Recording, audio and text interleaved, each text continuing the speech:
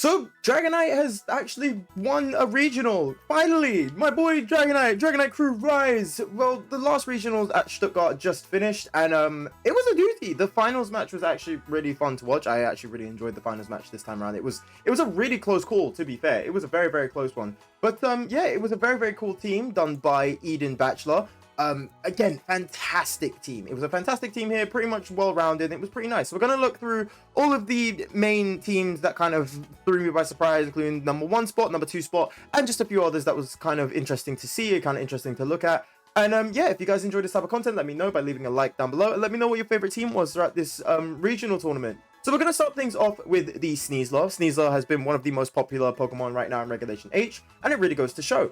With the Focus Sash as well, with the Unburden, again, like I said in the last time we covered a regional, Sneasler seems to be moving more towards Unburden again. At the start of everyone using Sneasler, it was Unburden at the start, and then everybody started using Poison Touch, and then everybody's now slowly coming back to Unburden again. This is mainly because you can kind of use Unburden for a lot of good things. Like, again, the Focus Sash really comes in clutch here. Since Sneasler is very frail, you can kind of get like one big hit off, and then you basically get punished for hitting him because you get a ×2 boost on the Sneasler, which is amazing. And then you also can do things like Psychic Seed, which immediately gets you double speed from the get-go, which again is always quite nice.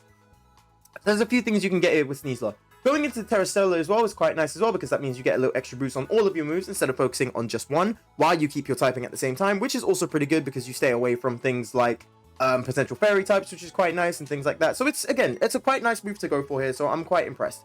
We also run the same moves here: Close Combat, Diapore, Throat Chop, and Protect. It's more of the offensive Sneasler set that we've been seeing running around lately. Normally you see, again, Diaclaw and Close Combat, as we said multiple times before, is the main 2 moves you're looking at here. Most times you'd see Protect, you'd see Coaching, you'd see Fake Out, Throat Chop, a kind of mixture between those. Sometimes you might see a Taunt, sometimes you might see Acrobatics, but again, it kind of depends on what you want to go for there. But yeah, Sneasler's been pretty great so far, and I can't really complain. Sneasler's been absolutely amazing.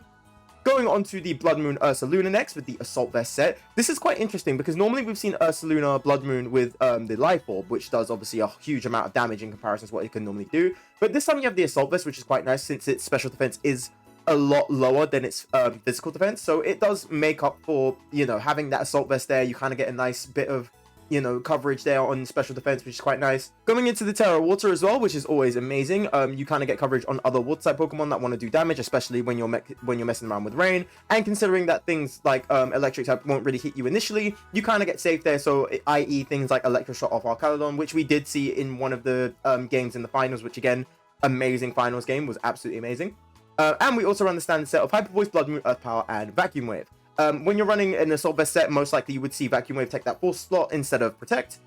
So yeah, pretty straightforward there. Again, very nice move to go with. Pretty good priority move there. A special attacking fighting type move as well, which is always quite nice. Then of course we have the Loaded Dice Dragonite. This one was quite interesting because Dragonite normally for the moveset, especially with Loaded Dice, runs Scale Shot, obviously, and Protect. And normally you run Extreme Speed with either Haze or Tailwind in the 4th slot. But in this case, it's only Scale Shot. There's no Extreme Speed here, and it's Tailwind and Haze at the same time. So you've given up Extreme Speed for the sake of either going for, you know, double speed Tailwind or resetting all stats with Haze, which is quite interesting because that way, you know, you take off that defensive decrease that you get from Scale Shot, and you get rid of a whole bunch of other things as well. Like if your opponent wants to set up Swords Dances or Calm Minds or Nasty Plots from Goldengos, Haze just annihilates everything. Takes off everything, resets the board, which was quite nice. Again, we saw Dragonite get used really well in those games in the finals. So again, if you really want to see, you know, how this plays out, I would definitely recommend watching the finals game. It was absolutely amazing. But yeah, I was quite skeptical of getting rid of Extreme Speed because of course Extreme Speed is like one of the best priority moves in the game. I think it is the best attacking priority move in the game outside of obviously Fake Out. But seeing that get taken off in exchange for Tailwind and Haze at the same time wasn't actually as bad as I thought it was. It was actually quite surprisingly good. It was a quite nice thing to see. Nice change of pace for Dragonite as well. It turned Dragonite from more of a offensive role to a offensive support role, which is quite nice as well. And it paid off very well. Dragonite, low-key, if you let him get away with too much, he will run away with the game with you. He's not like the fastest or like the strongest or even the bulkiest Pokemon around, but but if you don't focus him too much, he will run away with the game and allow you to kind of get the wins, which has been amazing, which has been absolutely amazing. One of the reasons why I love Dragonite in this format. Dragonite has been absolutely amazing in this format, and I cannot wait to see more of Dragonite. He has been absolutely amazing. So we have Goldengo with the Life Orb. Again, another item that I'm seeing on Goldengo a lot more as of late, because normally we've been seeing things like, you know, Metal Coat, Choice Specs, even Choice Scarf sometimes. I'm personally running a Choice Scarf Goldengo set myself. But Life Orb has also been going very, very well. So the whole idea is that you would go, you know, lastly plot, get a +2 boost, and then Life Orb boosted +2 Make It Rain would do immense amount of damage to everyone on the board. It is absolutely a destructive chain of events, and it's absolutely insane. And of course, again, same standard set with anything that's not a choice set on Goldengo. Make It Rain, Shadow Ball, Nasty Plot, Protect with the Terra Water as well to stay away from those fire types, which is always quite nice. We have the Amoonguss with the Citrus Berry, also with Regenerator. Standard set again with Amoonguss, Spore, Rage Powder, Pollen Puff, Protect. Same standard stuff. With the Terra Psychic, which was quite interesting. Going into the Terra Psychic means you stay away from things like Expanding Force, which is quite nice. I think that's kind of like one of Amoonguss's main weaknesses in this whole format, is that, you know, most times if you run into a Side Spam team, Amoonguss will pretty much like go down. Even if you make it like the bulkiest Amoonguss you could possibly make it, I don't think it lasts on things like Hatterene, Life Orb, Helping Hand boosted, Expanding Force, and especially with the Terra Psychic as well that Hatterene loves to throw out there. So it kind of helps as well going into the Terra Psychic, something that resists Psychic as well. I personally run my Amoonguss as Terra Dark to, instead of being resisted, you're completely immune to it whatsoever. But again, that's just me, that's my preference. But yeah, going into Terra Psychic as well is a great defensive typing for Amoonguss, and I think, you know, a lot of the typings that aren't used as much, like Terra Psychic, Terra Bug, etc., has been kind of getting pushed out a lot more, because it's just like a weird way to kind of think about things. Now that instead of, you know, going for the traditional ones like Terra Water on Amoonguss or Terra Fairy, you now have to kind of think a little bit harder and go like, right, okay, well, these typings aren't really used that much, and can I really have a Pokemon that can deal with those typings, since those typings aren't as popular as, say, for example, Fire or Ground or Dragon? So it's quite nice to kind of see this whole aspect of Amoonguss getting taken care of. And finally, we have the Safety Goggles Incineroar. Again, pretty much standard set of Incineroar. Anything that's not an Assault Vest Incineroar, Flare Blitz, Knockoff, Part and Shot, Fake Out. Standard stuff. With the Terra Ghost to stay away from other Incineroars with the Fake Outs there. And as well as Intimidate, because again, as we've said before, if you're not using Intimidate on Incineroar, what are you doing? Just what are you doing? Incineroar should just have Intimidate, in my opinion. Just take Blaze off. Take Blaze completely off. Just give him Intimidate from a Litten. Just keep him with it. Just save time. Save everybody time and just give him Intimidate. But of course, we cannot talk about the #1 slot without talking about the #2 slot. This was done by Francesco Piopero. Sorry if I mispronounced that. But it has been quite an amazing Rain team. Rain has obviously made a staple in Regulation H. Rain is, in my opinion, the best weather typing in the format. It is absolutely impressive. Just with the whole stake of Archaludon just going absolutely ballistic, it is an amazing Pokemon to go through here. And again, standard set with the Assault Vest, Stamina boosted, Dragon Pulse, Electric Shock, Flash Cannon, Body Press, as we're all aware. And also going into the Terra Bug, which is also quite interesting there, because you stay away from ground types, you stay away from fighting types, which obviously is resistant to both, thanks to that bug typing. Because you're in the rain, you're not really that weak to fire, or like fire's a little bit like nerfed in the sense of the rain.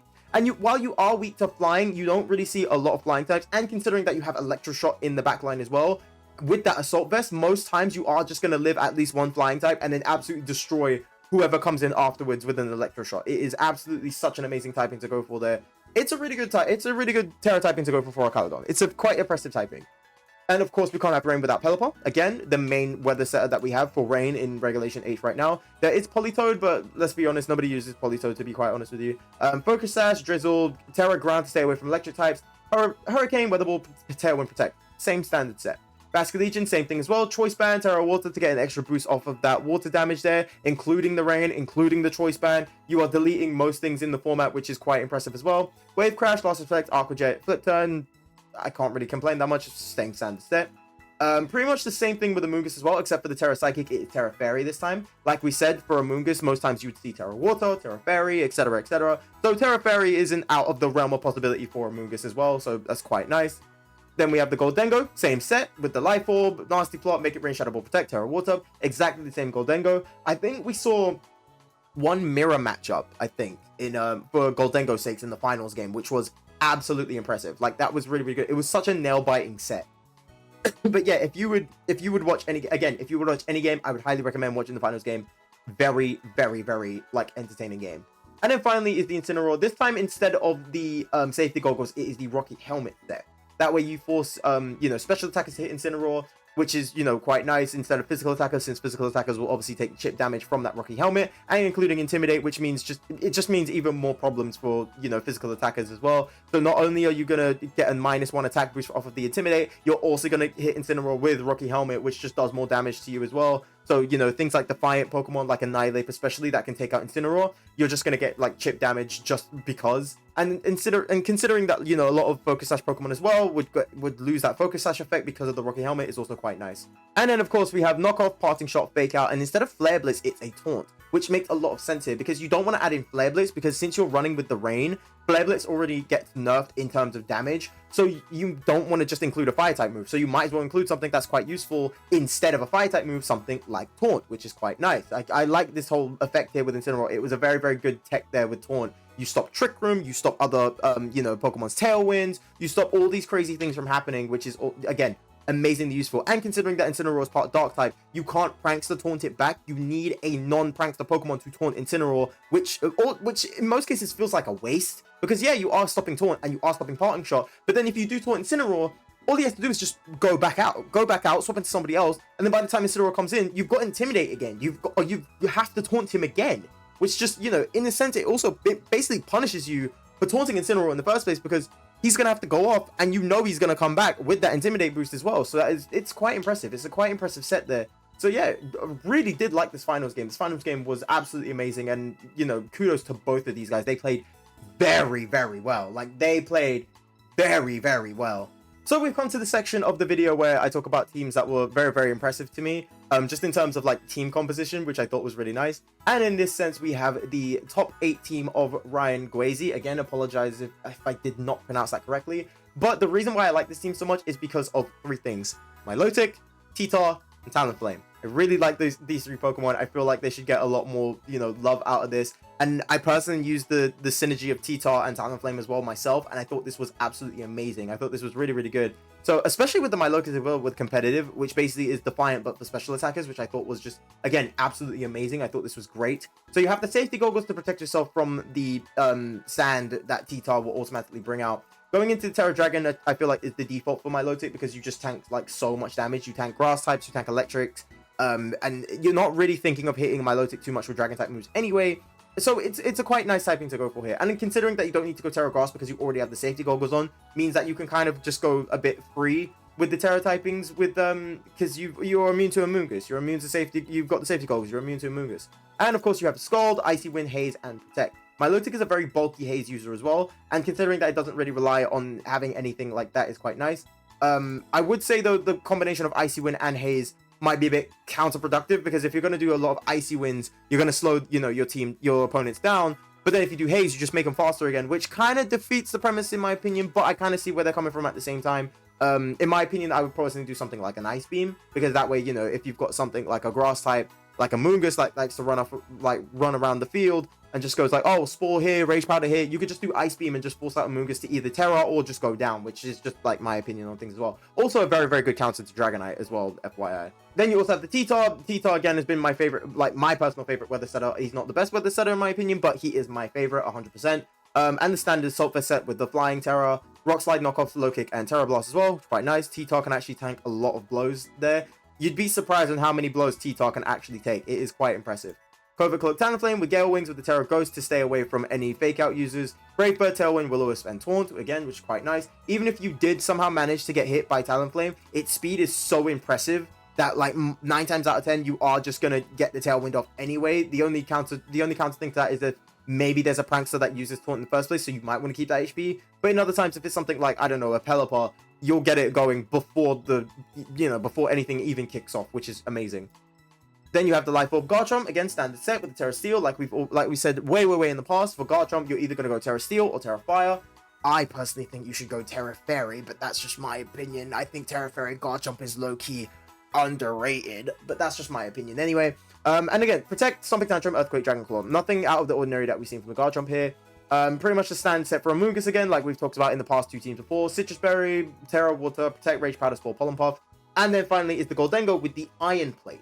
So again, Iron Plate, Metal Coat, more or less does the same thing, just boosts up Steel type damage. Terra Flying, which is quite interesting. This way you stay away from Garchomp's Earthquake. That way you've got offensive pressure on both sides without worrying too much about your own, you know, things happening, which is, again, always a nice feature to go for. And then Nasty Plot, Shadow Ball, Make It Rain, Protect.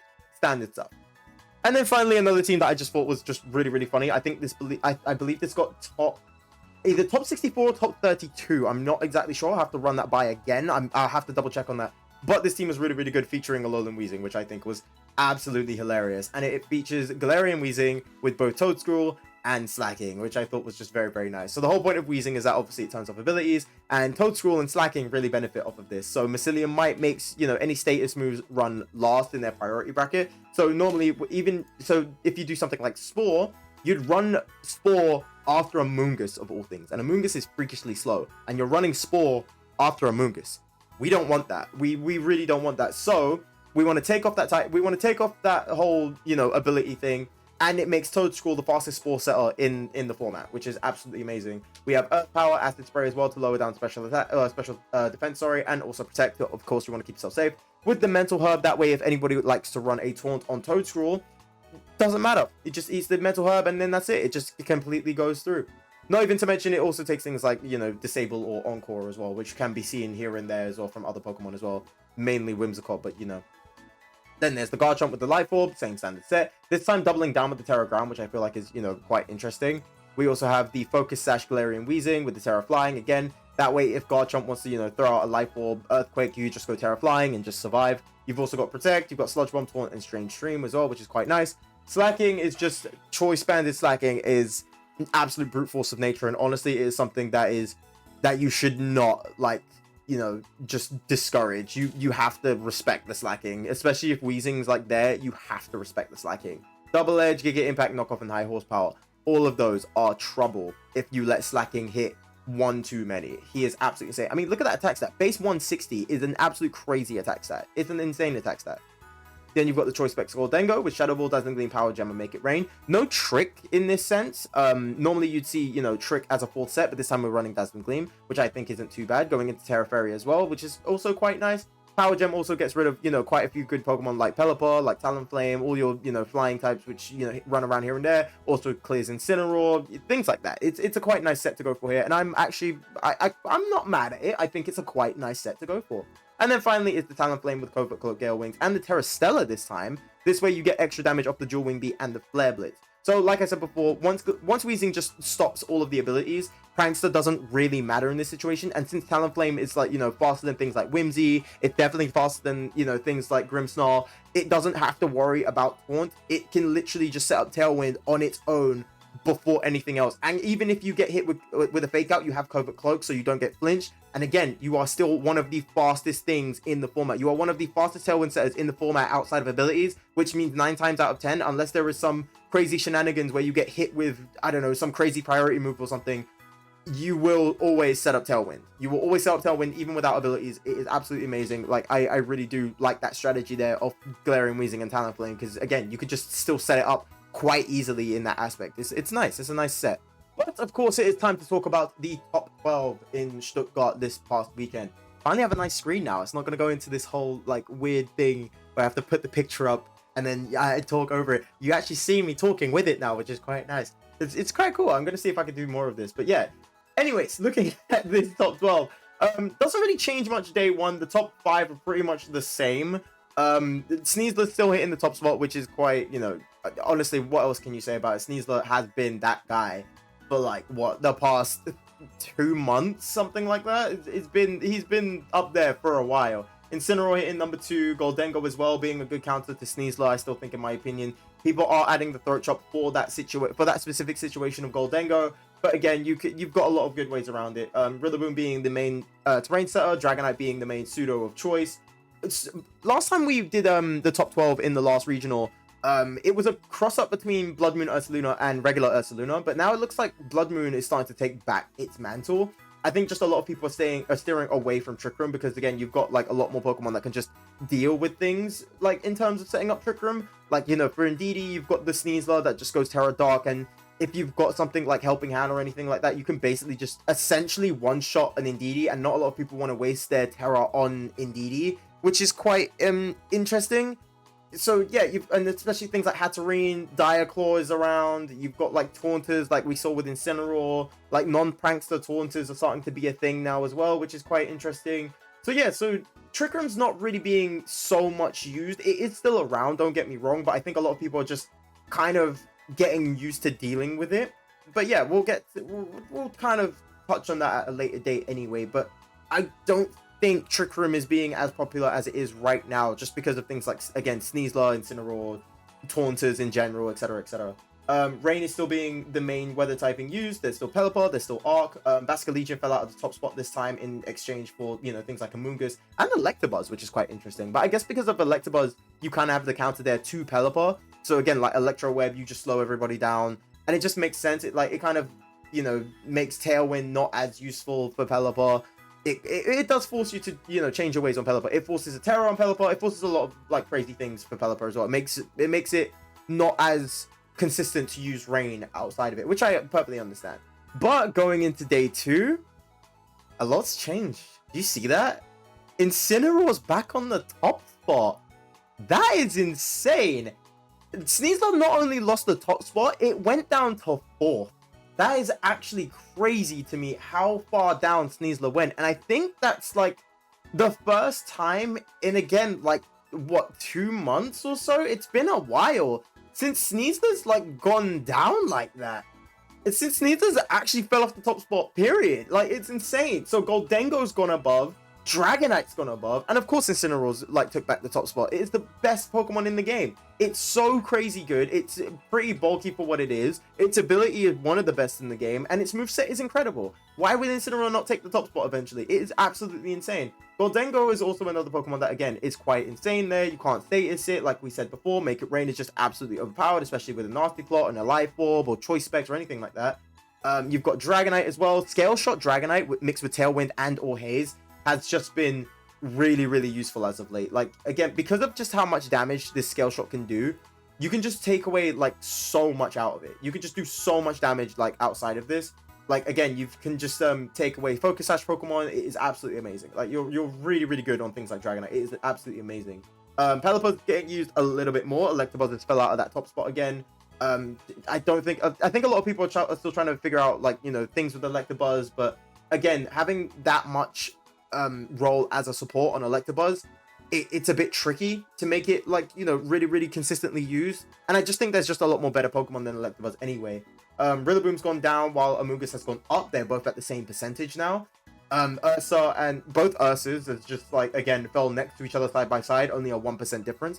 The one I want to talk about, though, is the Sinistcha. Sinistcha, low-key, is a very surprising pick for me, but I also understand. Because of its hospitality, I'm assuming this is mainly to go with Archaludon. So the whole sense is that you would buff up Archaludon with things like Stamina, you'd obviously have the Assault Vest on, and if Archaludon gets too low, all you have to do is just switch in its partner for Sinistcha, and it just heals all the way back up to essentially full HP. And it's like, all that work that you've done to try and knock down Archaludon, you basically have to do it again.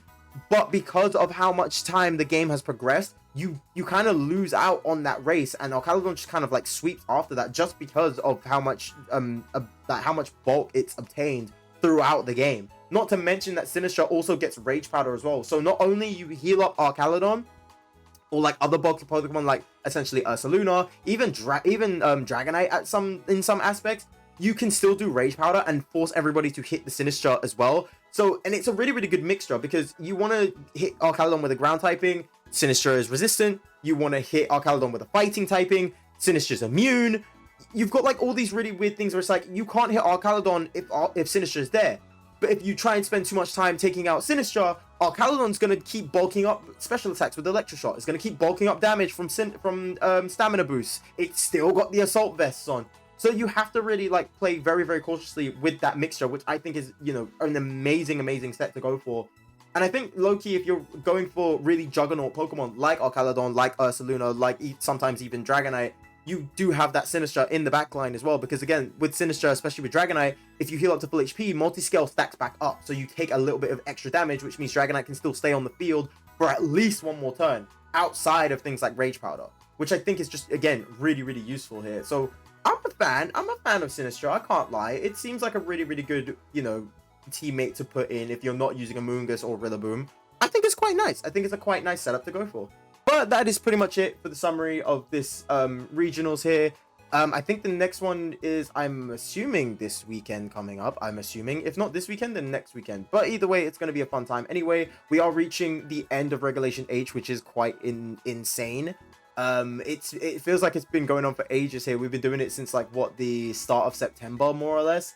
It has been a ride. Like, we've been doing this for a few months now, and it has been an absolute ride. So I wonder what team is going to take the final mantle for Regulation H and is quote-unquote the best team in Regulation H, because we've gone through enough Pokemon now to see what is the best Pokemon in the format, to see what is like the best team in the format. So it's going to be quite interesting to see here, and I'm very excited. I'm very excited to see how this is going to play out. But yeah, if you guys enjoyed this video, let me know by leaving a like down below, as well as telling me what your favorite team was in this regional, as well as telling me what your favorite Pokemon is in general in Regulation H. But yeah, thank you guys so much for tuning in. You guys have been absolutely amazing, and I'll see you all in the next video. Right, guys, take care. Bye.